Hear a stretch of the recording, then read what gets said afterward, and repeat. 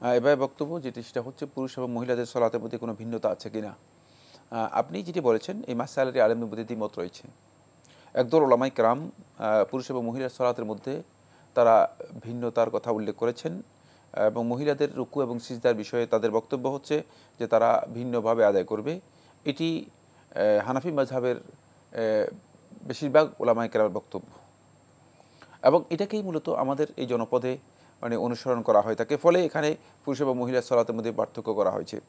কিন্তু জুমহুর ওলামায়ে কেরাম, অধিকাংশ ওলামায়ে কেরাম, অধিকাংশ মাযহাবের ওলামায়ে কেরাম এবং আহলে হাদিস, তাবেঈন, সাহাবী তাদের বক্তব্য হচ্ছে পুরুষ এবং মহিলাদের সলাতের মধ্যে কোনো ধরনের পার্থক্য নেই। আর এটাই আমরা যদি একটু সামনে যাই, সেটা হচ্ছে যদি রাসূলুল্লাহ সাল্লাল্লাহু আলাইহি ওয়াসাল্লাম হাদিসের কাছে যাই, তাহলে আমাদের কাছে স্পষ্ট হয়ে যাবে আল্লাহ নবী সাল্লাল্লাহু আলাইহি ওয়াসাল্লাম তার একটি হাদিসেও কোথাও পুরুষ এবং মহিলার সলাতের মধ্যে রাসূলুল্লাহ সাল্লাল্লাহু আলাইহি ওয়াসাল্লাম তারতম্য বা পার্থক্য করেননি।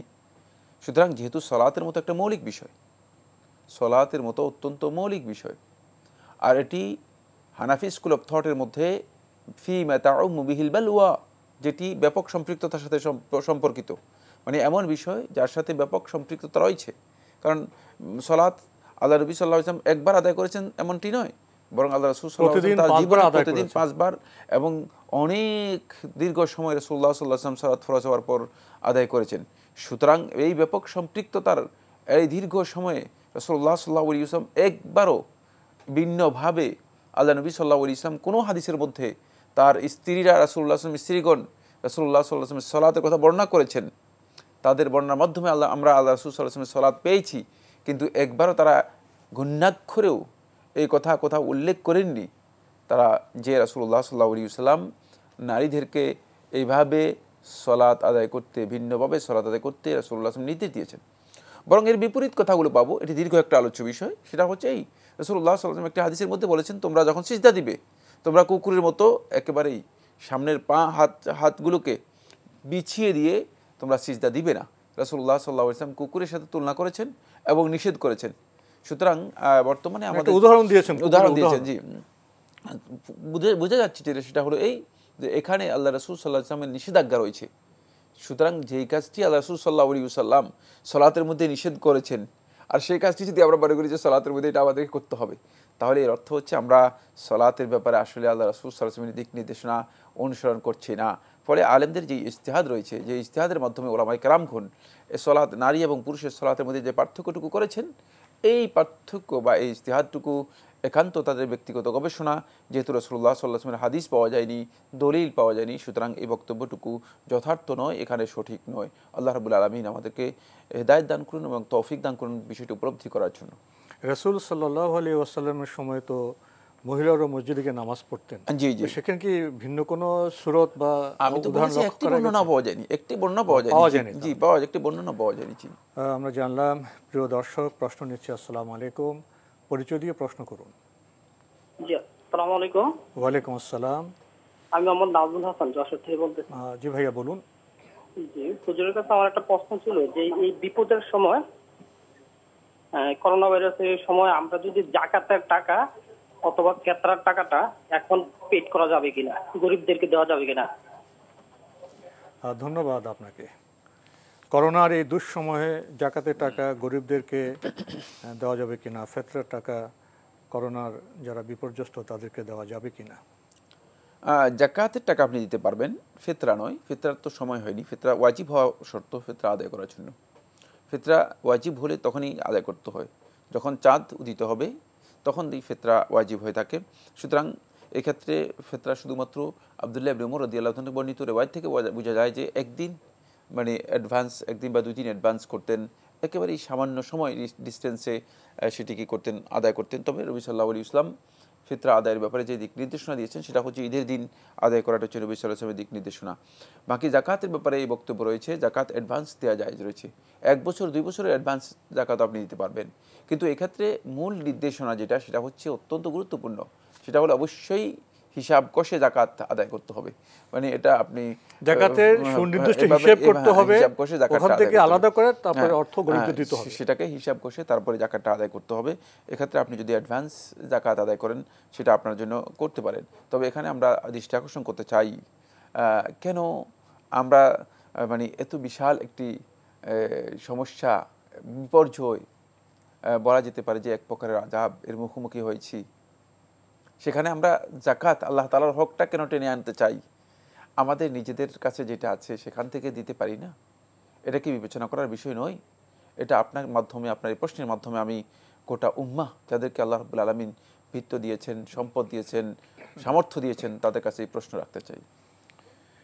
প্রিয় দর্শক, আমরা উপলব্ধি করলাম করোনা এই দুঃসময়ে শুধু জাকাতের অর্থ নয়, আমাদের ব্যক্তিগত তহবিল থেকেও আরও বেশি বেশি মানব সেবায়, অর্থ মানবতার সেবায় আমাদের এগিয়ে আসতে হবে। প্রিয় দর্শক, প্রশ্ন নিচ্ছি। আসসালামু আলাইকুম, পরিচয় দিয়ে প্রশ্ন করুন। হ্যালো, আমরা আপনাকে শুনতে পাচ্ছি, পরিচয় দিয়ে প্রশ্ন করুন। জি আমি মিরাজ বলছিলাম বরিশাল থেকে। জি ভাইয়া বলুন। জি এখন দেখতেছি অনেকেই পরচুল পরে, আসলে আমি জানতে চাচ্ছিলাম পরচুল পরে নামাজ হবে কিনা। ধন্যবাদ আপনাকে। পরচুলা পরে আর পরচুলা পরে নামাজ হবে কিনা? প্রথম কথা হচ্ছে, পরচুলা পরা এটি হারাম, জায়েজ নেই। এই ধরনের হারাম কাজ যদি কেউ লিপ্ত হয়ে থাকেন, তার সলাৎ হবে কিনা? হ্যাঁ, তার সলাৎ হয়ে যাবে, কিন্তু তিনি এই কাজে নিজেকে ইনভলভ করবেন না। মানে সলাতের কবুল হওয়ার বিষয়টি আল্লাহ সুবহানাহু ওয়া তাআলাই ভালো জানেন।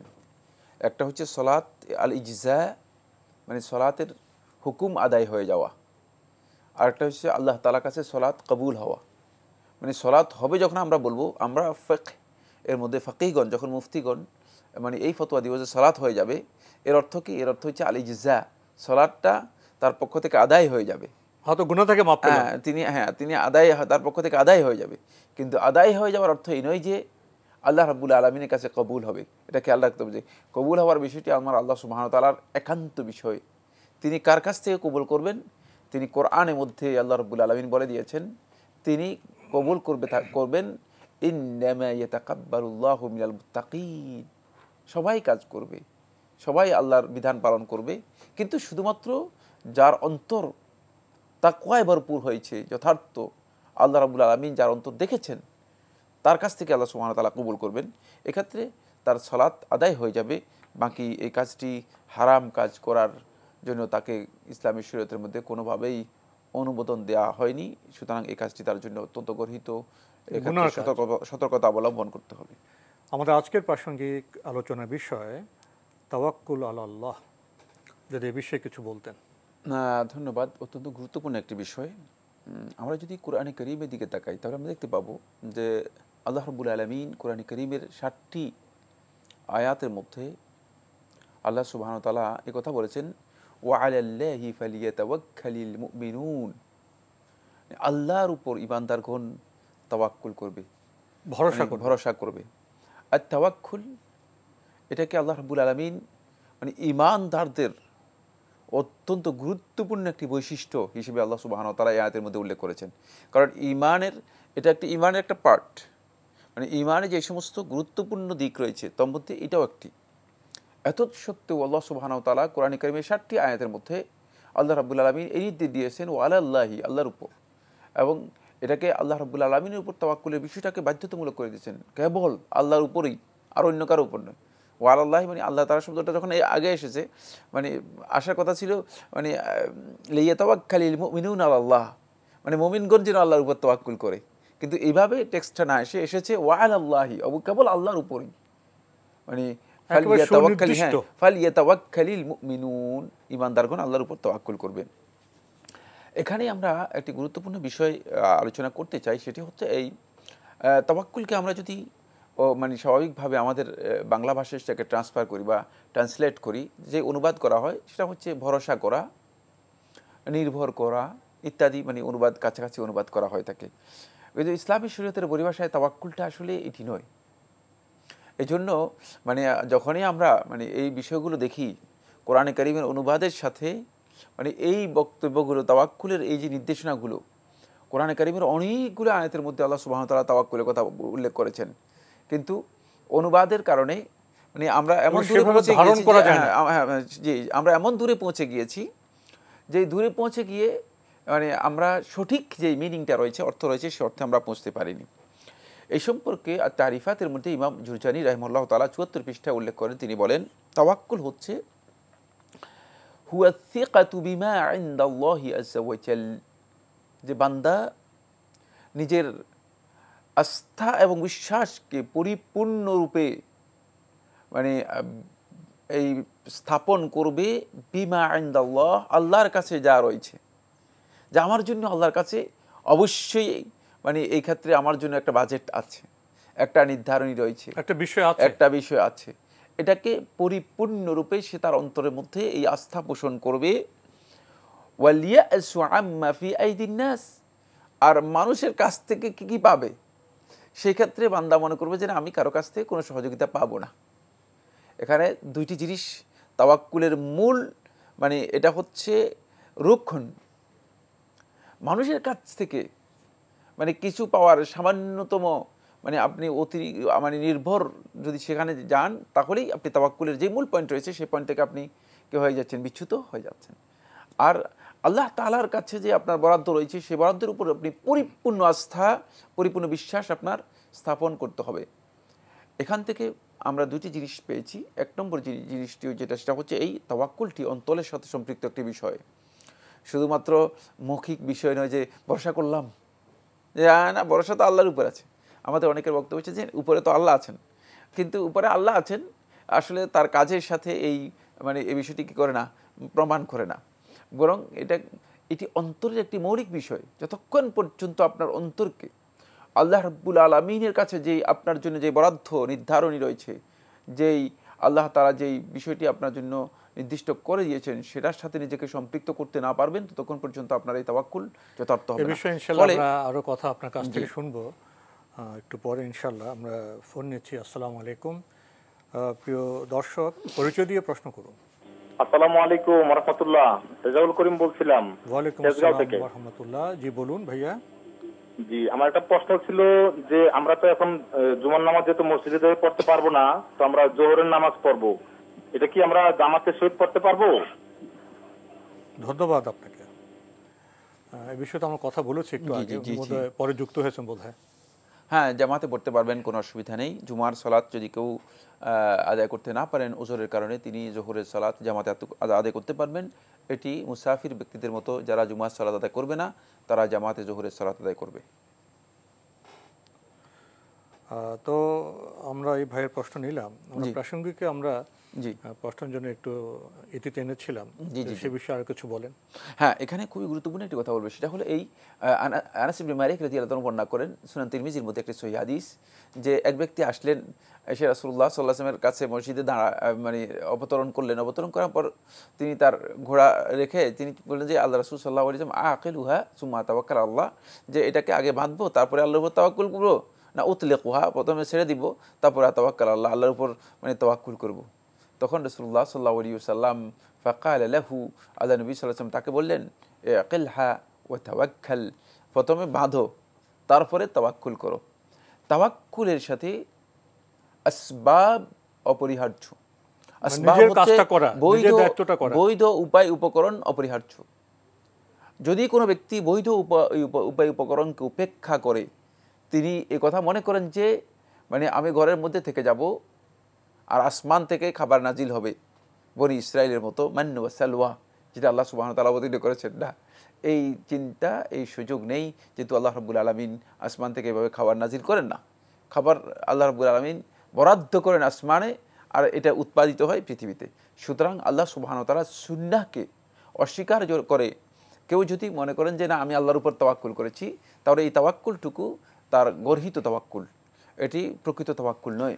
প্রসঙ্গত এখানে যদি আপনার সামনে আমি একটি বিষয় পেশ করি, এখন তো করোনা ভাইরাসের সময়, এখন যদি আমি তাওয়াক্কুল আল্লাহর উপর ভরসা করে এটা মনে করি, আল্লাহ না দিলে তো এটা হবে না, আমি আমার মতো চললাম, ফ্রেশ চললাম, আমি বিধিবিধান মানলাম না, ডাক্তারের পরামর্শ মানলাম না, তাহলে আমার অবস্থা কেমন হবে? না, এটাও ইসলামী শরীয়তের মধ্যে গঠিত কাজ। সেটা হচ্ছে, যেহেতু এই পরিস্থিতির মধ্যে মানে ইসলাম একটা নির্দেশনা দিয়েছে, ইসলামের নির্দেশনাও এখানে অপরিহার্য। আবার স্বাস্থ্য বিধি অনুযায়ী মানে আন্তর্জাতিকভাবে বিশ্ব স্বাস্থ্য সংস্থা সহ অন্যান্য বিভিন্ন প্রতিষ্ঠান একটি নির্দেশনা দিয়েছে। সুতরাং এই প্রত্যেকটি নির্দেশনা অনুসরণ করাটা প্রত্যেকটা ব্যক্তির জন্য অপরিহার্য। এই জন্য অপরিহার্য যেহেতু তিনি নিজেরও ক্ষতি করতে পারবেন না, আবার অন্যেরও কি করতে পারবেন না, ক্ষতি করতে পারবেন না। যদি কোনো কারণে তিনি নিজের ক্ষতি করেন, অন্যের ক্ষতি করেন, তাহলে দুইটাই তার জন্য হারাম হবে। আল্লাহ রাসূল সাল্লাল্লাহু আলাইহি ওয়াসাল্লাম নিষেধ করে দিয়েছেন। আবু দাউদ বর্ণিত হাদিসের মধ্যে রাসূলুল্লাহ সাল্লাল্লাহু আলাইহি ওয়াসাল্লাম নিষেধ করেছেন, লা দারার ওয়ালা দিরার, কোনোভাবে নিজেরও ক্ষতি করা যাবে না, অন্যেরও ক্ষতি করা যাবে না। সুতরাং এই কাজটি যদি এভাবে বলেন যে না আল্লাহ এটা তো আল্লাহর পক্ষ থেকে বরাদ্দ, তাহলে তিনি আসলে তাওয়াক্কুল এর বিষয়টিও বুঝেন নাই, আর আল্লাহ রাব্বুল আলামিনের উপর মানে যে তাকদীরের বিষয়টিও তিনি উপলব্ধি করতে পারেন। তাহলে বিধিবিধান মেনে আমার কাজটা আমাকে করতে হবে, তারপর আল্লাহর উপর তাওয়াক্কুল। প্রত্যেকটা ব্যক্তি তার উপরে যেটা ওয়াজিব সেটি পালন করতে হবে, পালন করার পরেই আল্লাহ রাব্বুল আলামিনের কাছে চাইতে হবে, ভরসা করতে হবে। আর এই তাওয়াক্কুলটা মানে অবশ্যই বাদা আখযিল আসবাবিল মুবাহা, বৈধ যে সমস্ত উপায় উপকরণ আছে সেগুলো গ্রহণ করার পর তাওয়াক্কুল করতে হবে। অন্যথায় ঘরে আপনি সারাদিন বসে থাকেন, 24 ঘন্টায় আপনার খাবার আসবে না। আপনি যদি বসে থাকেন যে দেখি আল্লাহ তাআলা খাবার পাঠায়, কারণ এটা আল্লাহ সুবহানাহু ওয়া তাআলা সুন্নাহের পরিপন্থী কাজ। প্রিয় দর্শক, আমরা উপলব্ধি করলাম